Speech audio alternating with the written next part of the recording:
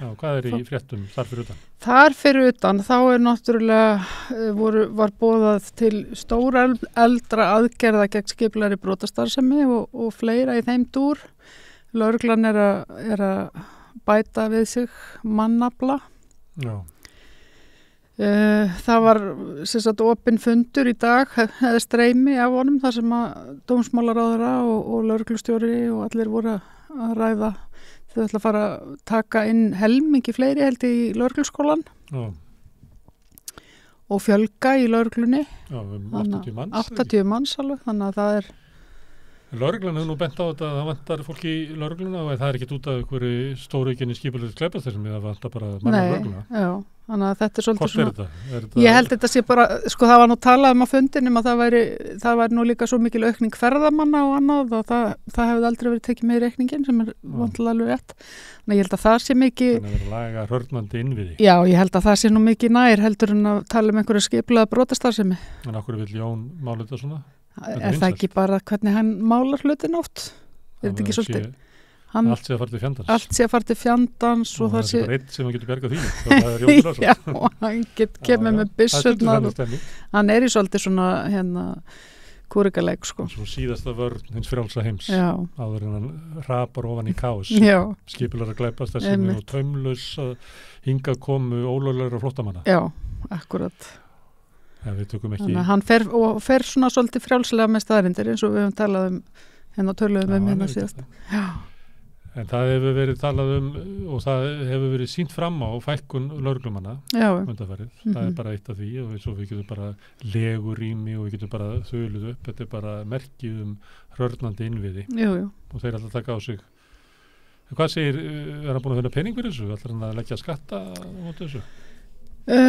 Ég hlustaði nú ekki á allan þáttin, ég hlustaði svona greip niður í brot og brot, þannig að ég held hann hafi nú fengið eitthvað fjármagn til að gera þetta. Já, ætla að auka halla ríkissjóðs. Já. Reyndar er halli ríkissjóðs að minnka því að nú er verðbólga og þá kom inn meiri tekjur inn í ríkissjóðs. Jú. Þannig að þessi 129 milljarða halli, hann verður eitthvað minni. En þeir ætla að eyða hluta af batanum sem er náttúrulega tímabundi bati. Það er háskalegt fyrir fjármálaráður að eyða fróðunni sem að kemur í verðbólgunni. Já. Því að verðbólgan býr líka til fjárvöntun. Einmitt. Því að það verður dýrar að reka spítalann og skólana og lögguna. Einmitt. Já, þeir eru líka að fara að fjölga hérna landamæravörðum. Það er nú eitthvað fyrir Jón bara held ég svona prívat. Já. Finnst þér að það þurfi ekki fleiri landamæraverði? Nei, ég segi svona að því hann er með innflytjendur á heilanum, sko. Já, og það eru landamæraverðir að maður kemur frá Bandaríkjónum, Breitlandi, en annars er ekki landamæraverðir. En svo eru þau ekki líka, þau voru náttúrulega líka að fara að breyta hérna aðeins hverju með að koma og eitthvað, þannig að þau ætla að fara að fá einhverja sérfræðinga til að einhverja fleiri utan ES og eitthvað svona. Já, þannig að kannski ég spá þetta sé hérna bara lagfæring á allt og harkalegum niðurskurði undanferðin ára. Ég held það líka reyndar að það sé fyrst og fremst það, sko. Já, hún er hins vegar dramatískur og við erum nú svolítið gaman að við erum nú talað hann er eiginlega svona skemmtilegasta persónan með ráðherrana, hann er nothæfastur í svona sitcom. Já, algjörlega. Svona yfir dramatískur. En samt alltaf alvarlegt yfirbræði yfir honum. Já, einmitt. Hann virkar rólegur, en hann er... En hann er það ekki. Þarna undir niðri er eitthvað brjál í gangi. Já. Í mér bærist fól, sagði Heimir Steinsson eins og ný. Það er nú ekki fól sem bærist. Er það nefnum alltaf með hrettinnar? Já. Það var bein útsetting frá þingnefndafundi? Já, frá efnahags- og viðskiptanefnd. Það voru Seðlabankinn enn einu sinni mætir Ásgeir. Seðlabankinn og Seðlabankstjóri og vara Seðlabankstjóri. Já, nú er hann með fjármála stöðuleikan, þannig að hann er ekki að tala um verðbólguna. Nei, einmitt. Það sem var merkilegt það sem að aðstóða bankastjórin sem er yfir, sem því miður ég mann bara ekki í svipi hvað heitir, en hann var að tala um að það þyrfti að breyta lögum lífeyrissjóði og það var ýmislegt vandamál sem hann sá að þeim og fyrst og fremst að þau verður svo stórir og það verður svona stjórn að því að þau verður orðin sko miklu stærri en bankakerfið og svo var fyrirferð þeirra í öllum svona fyrirtækjum svo mikil og þeir nefndu það sem við höfum oft nefnt hér að því að þeir eru svona silent partner, að þeir eru ekki atkvæða mikill fjárfestir, þannig að fulltrúar þeirra í stjórnum eru ekki að móta stefnu fyrirtækjana, heldur teika þeir bara alltaf stæðsta enga fjárfestin í hverju fyrirtæki fyrir sig og það þýðir það að menn sem eiga kannski 6% í ykkur fyrirtæki stýra því raunverulega eins og sínu enga fyrirtæki, að því að lífeyrissjóðir sem eiga 70-80% í félaginu bara gera eins og sávill. Og það voru að tala um að þetta væri eitthvað óeðlilegt. En svo nefndu þeir eitt að það ætti að kljúfa lífeyrissjóðakerfið, þannig að séreignarsparnaðurinn myndi geta farið í sérstaka sjóði. Það kom ekki fram á hverju það var í snjált, en ég býst við að inn í þessari tillögu sé það að skyldu lífeyrissjóðurinn, hann getur verið í þessu formi sem er núna, þannig að verkalýðshreyfingin og samtök atvinnulífsins kjósa til hálfs stjórnarmenn og þannig að báðir hafa raunverulega neitunarvald, en með því að flytja séreignina yfir í annað kerfi, að þá var þetta búa til svona kerfi þar sem að sjóðsfélagar myndu geta kosið stjórn. Já. Og þá meti það bara út af þessu sem ég var að segja áðan að eins og staðan er núna þá eru lífeyrissjóðnir móta enga stefnu, þetta teika bara þann sem er vegna þess að geti ekki móta stefnu af því að fulltrúar verkalýðshreyfingarinnar og samtök atvinnulífsins munu alltaf leggja það til að bara stæðsti enga fjárfestir sem teikaður þannig hann raunverulega, hann er lífeyrissjóðin séu eiginlega svona uppbót við auðvaldið. Því auðvaldið, þannig að þú getur verið blánt auðvald á Íslandi, átt bara 6% ykkur fyrirtæki, en látið eins og er 80%. Samtök atvinnulífsins sem vilja hafa þannig. Og alveg sama hvað verkalýðshreyfingin reynir að setja svona reglur fjárfestingarstefnu að hún sé ekki verið að fjárfesta í spiltum fyrirtækjum árið slíku. Samtök atvinnulífsins stoppa það alltaf. Jú, einmitt. En síðan var náttúrulega annað líka þegar þingmennið fóru að spyrja, þá var talað húsnæðismál. Einmitt. Við nú verið með viðtal við Ólaf Margeirsson og fleira sem að segir að það snjallasta sem hægt er að gera bara gagnvart verðbólgunni og bara stöðuleiki í samfélaginu séu að byggja. Og nefnt lífeyrissjóðina í því.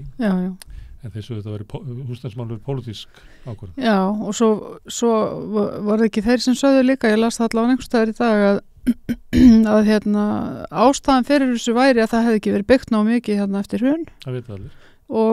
Og eins og það væri bara svona, þessu var svona svarað eins og bara það væri nú bara ástæðan fyrir vandamálinn í dag og þess vegna var ekki hægt að laga það. Það var ekki þeirra hlutverkalega. Nei, en þú veist, eins og það væri skipti þar alveg einhver máli að spýta í lófan og byggja meira núna. Ég meina þeir segja að það er pólitísk ákvörðun, það er pólitísk ákvörðun. Það er pólitísk ákvörðun stjórnvalda að hafa húsnæðiskerfið í steip. Það er bara þannig. Við vitum það. Mér þeir voru að segja það. En svo nefndur líka annað sem hefur oft verið rætt hérna við rauðaborðið, að það verða að koma aðgerðir stjórnvalda til þess að verja hina tekjulegstu út af meðalansvaxtahækkunum út af verðbólgunni. Og það eru allir að segja þetta. Svo mæti alltaf ráðverðarnar að segja að við erum búin að því. Við lögum skattkerfið 2019 og svo hækkum við settum 1 aukaprósent við örgjana sem er náttúrulega þú ferð úr 2% verðbólgu upp í 10% skiptir náttúrulega að segja að við setjum 1% auka bara skiptir náttúrulega máli. En svo voru líka fréttir í dag sem að formaður húsægendafélagsins Sigurður Helgi Guðjónsson var í viðtali á Mogganum og að tala að leiguverð eigi ennþá inni það séu ennþá tilefni til hækkunar og leiguverði sem er náttúrulega bara alveg fara átt ruglað að segja þetta og hann er náttúrulega ekki að horfa á þetta frá sjónarhóli leigjanda. Nei, og hann er ekki að horfa á þetta frá sjónarhóli þeirra lægst launuðustu en svo segir hann samt í sömu setningun og hann segir í rauninni að þú veist þetta er náttúrulega mjög slæmt fyrir þá lægst settu þeir eiga náttúrulega ekki efna á húsalegunni. Hann viðurkennir það alveg, en svo vill hann ekki ræða það meira og svo talar hann húsalegu út frá forsendum bara þeirra ríku.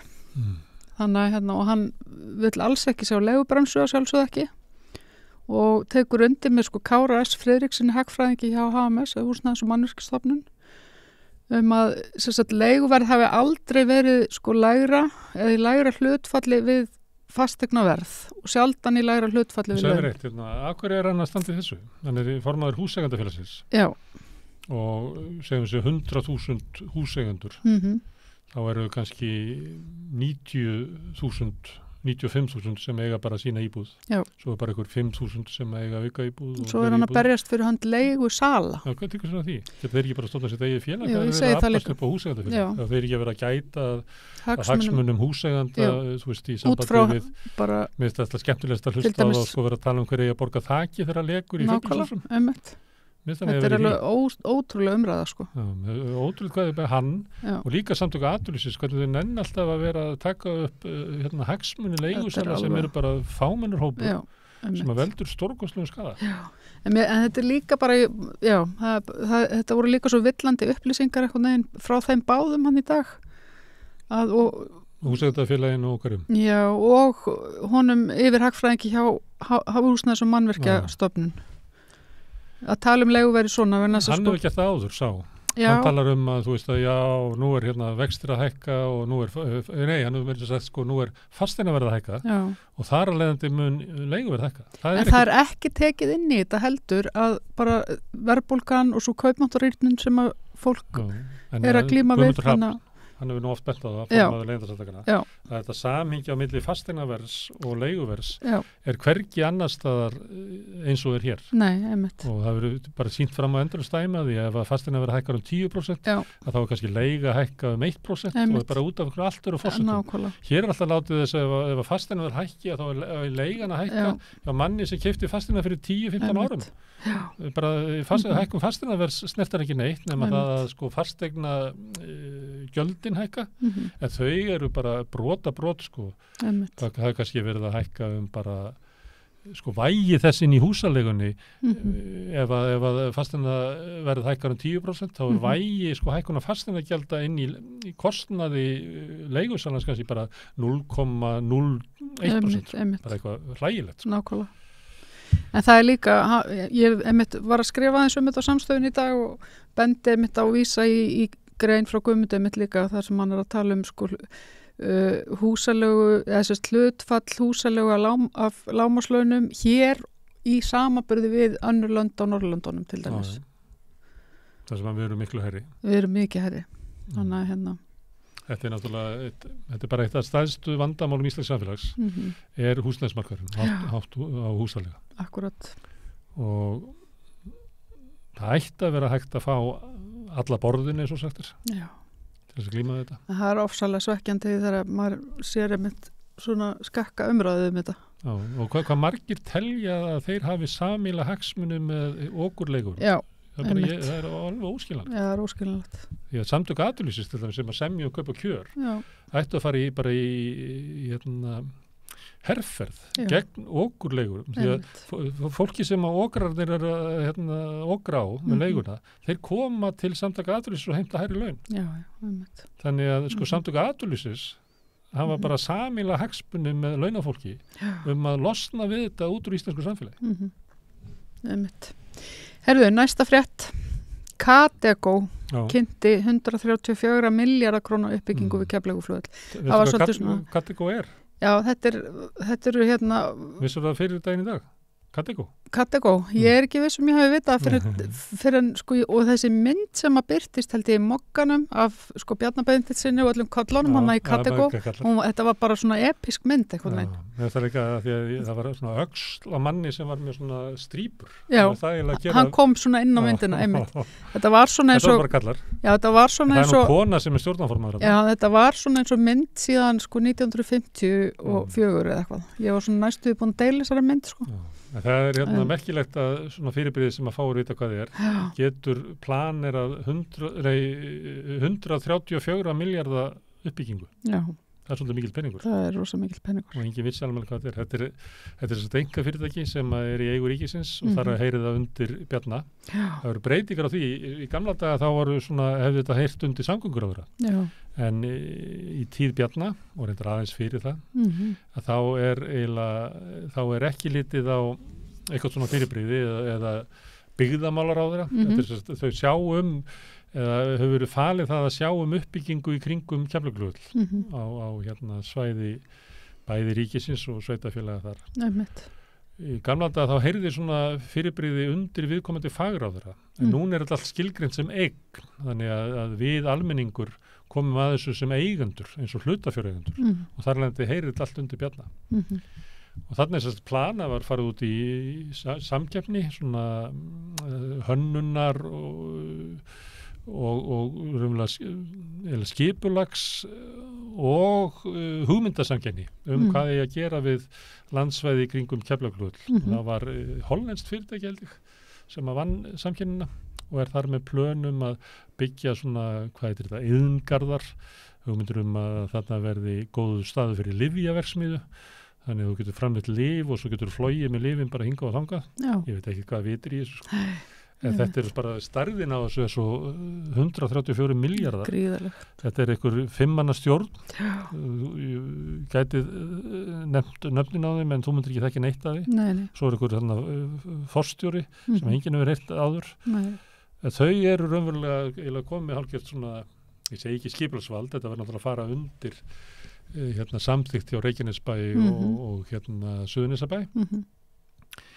En þau koma náttúrulega með það og segja að við erum svo að gera þetta og þetta og þetta svona mikið og svona mikið og það segir ekki nefið þessu. Þannig að þetta eitthvað svona, það svo mikið eitthvað svona opinberum hlutafélögum eins og Bankasýslan.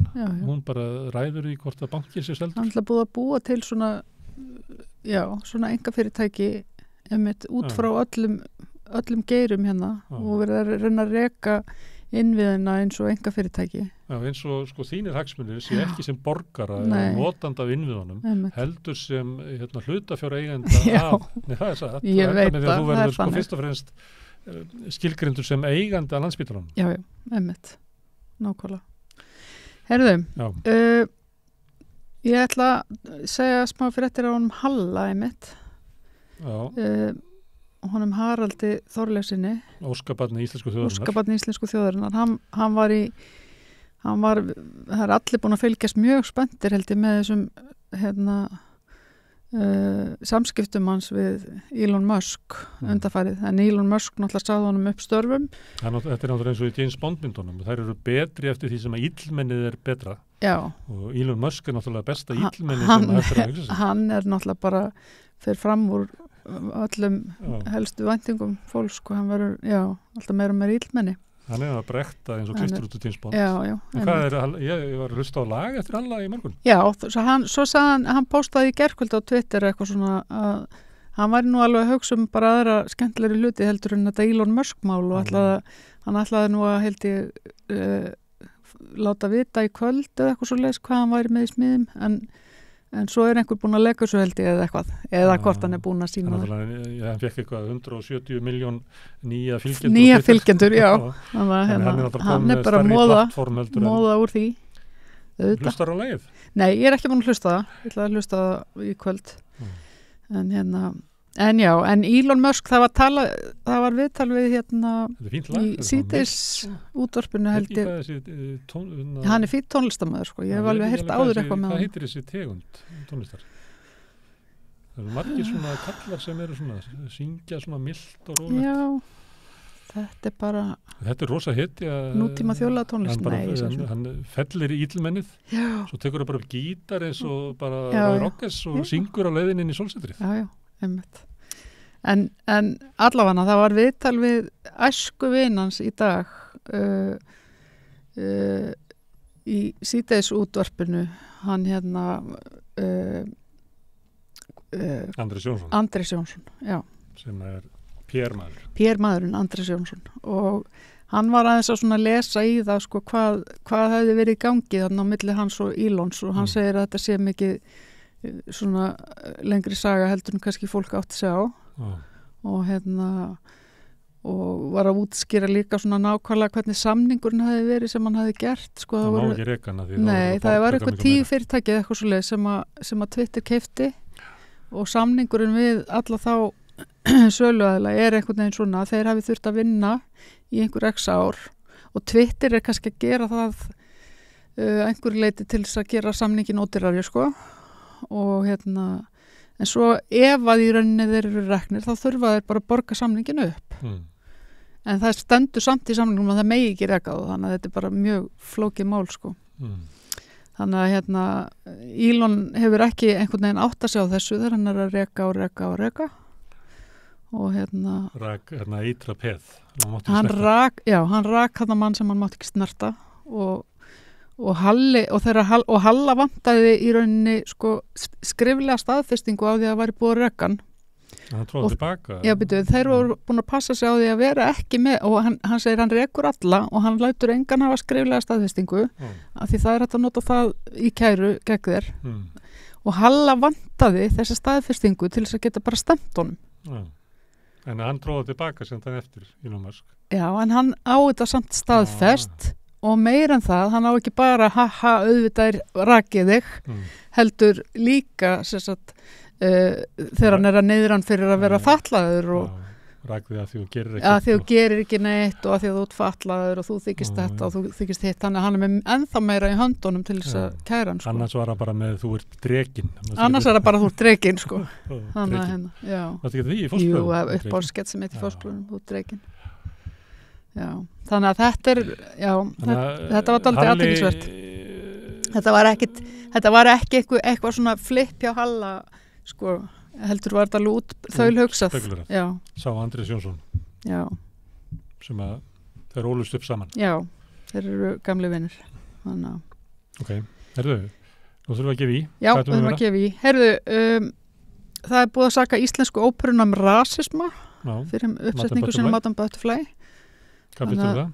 Mér finnst það bara ekkert skrítið sko, ég verð nú bara að segja eins og mér finnst það bara, ég er bara að hissa sko að uppfærslan hafi ekki verið einhvern veginn útfærð á annan hátt ég hefði einhvern veginn haldið að íslenskir leikarar og leikstjórar og listrænir stjórnendur verið komnir aðeins lengra þannig að Ég sá Madame Butterfly ég mann ekki hvað það var það var bara í New York þá var þetta svona sett upp sem Japan Já en það, þú veist, svo er kannski sko það er hægt að setja upp sem Japan og setja upp sem Japan sko þú veist. Þetta er náttúrulega ekki í Japan þetta er Puccini það er ekki græna grunnum hvað Japan var sko.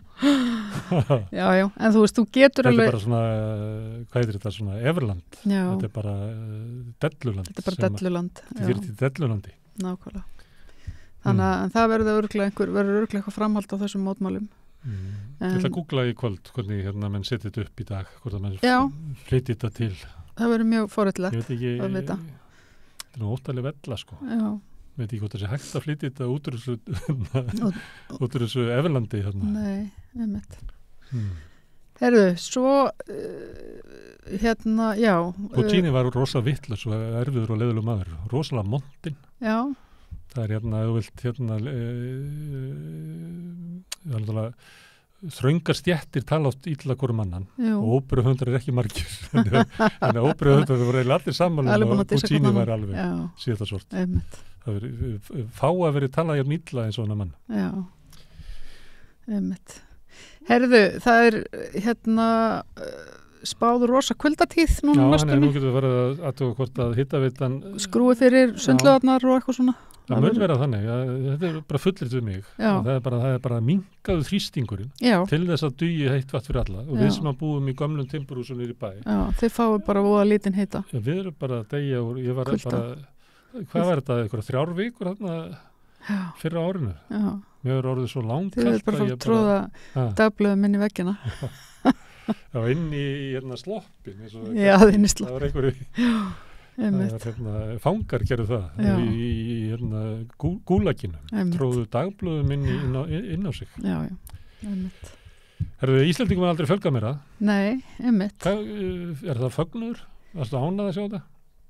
Sko, já, ég meina ég myndi vilja Það var fleiri? Já Getur ekki beðið þannig að vera 1 milljón? Nei, ég get ekki beðið þannig að vera 1 milljón Já, ég held ég liði það Ég held að muni gerast hratt. Ég fór að skoða Ég segi það ekki, ég ætla að draga þetta tilbaka. Ég mun örugglega ekki lifa þangt til að vera 1 milljón en svona vonandi verðum við eitthvað langleiðina. Ég held líka að margföldunáhrifin verða kannski, þú veist, alltaf meiri eftir því sem okkur fjölga meira. Ég fór að skoða hvar fjölgunin er. Já. Og það er ef maður tekur svona 10 ár og þá sér maður að mesta fjölgunin í sko klukkutíma radíusnum. Það Reykjanesbær, Árborg og Akranes eins og hætt að stekka. Það var náttúrulega, vegurinn var náttúrulega bara fór úr leið einhvern veginn. Hvað vegur? Nei, ég segi þeir eru ekkit vegurinn, sjóleiðin náttúrulega. Akraborgin hætt að sigla og göngin fóruð þarna framhjá. Göngin náttúrulega gerðu Akraborgin óþarfa. Sko. Já. En það eitthvað sem fólk vil ekki, það einhvern veginn ekki freistandi að fara til Akranes eins og var. Nei. Og Árborg ekki að stekka mikið. Það náttúrulega Vík í Mýrdal og svona sem að þessi túristaleiðin hérna inn að Jökulsárlóni. Það mikið fjölgun allstað þar. Já. Það Reykjanesbær sem bara af þennjast út. Já, og 10 árum hefur fjölgun yfir 50%. Já, einmitt. Þannig að... Ég var einmitt að hugsa... Reykjavík hangi bara í meðaldælinu. Já, ég var einmitt að hugsa þetta. Hafnarfjörður verið neðan meðaldælinu. Já. Ég var að hugsa þetta með Reykjanesbæ einmitt út frá líka bara síðan svona þessum varúðar... þeir verið að vara við eldgosum og svona einhverjum jarðhræringum hana og varandi rafmagnið og allt þetta þá hugsa ég bara, ég ætla að fara að fjölga svona fólki þarna. Ég veit ekki með norðanvertnesið en svona ef það vitlaust að búa í Vestmannaeyjum að búa á Gígbarmi og virku eldfjalli sem að ég veit ekki, kannski eitthvað jarðfræðingur sem býr það, en ég myndi halda að þeir myndi forðast að kaupa sér þar. Það var næsti staður á Íslandi sem ekki snjallt, það Grindavík. Já, nákvæmlega. Þetta eru hættulegustu staðirnir, ef þú ert að hugsa að lifa það verði miljón, en eins og það náttúrulega fáið dáið á Íslandi út af eldgosum. Já, svo það reyndar, einmitt.